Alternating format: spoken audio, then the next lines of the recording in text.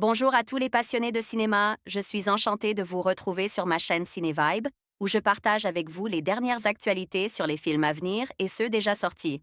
Pensez à vous abonner pour ne rien manquer des nombreux contenus captivants à venir. C'est Bambi, parti! l'histoire d'une vie dans les bois. GBK film documentaire date de sortie, 16 octobre 2024 durée, 1h17 tout public, à partir de 6 ans à participe à L'Étoile.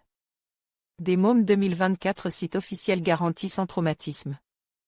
Bambi, jeune fan, apprend la vie en forêt, avec ses réjouissances et ses dangers. Éric Travers, GBK film tout le monde garde. En tête le « Bambi » des studios Disney de 1942, qui a traumatisé de nombreux enfants, dont Quentin Tarantino.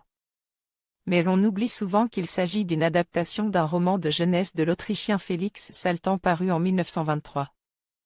On n'est donc pas en présence ici d'un remake Disney, au lieu d'une 3D hyper réaliste comme dans Le Roi Lion, version 2019, on a droit à des images de type documentaire, plutôt dans le style du Renard et l'enfant, de Luc Jacquet ou de L'ours, de Jean-Jacques Hano.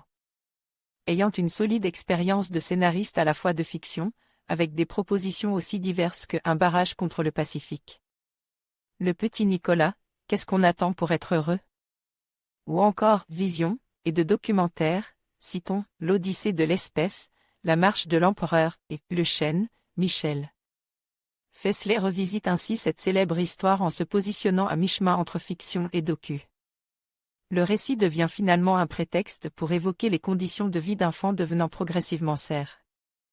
En bref, un docu animalier ultra scénarisé et mis en scène.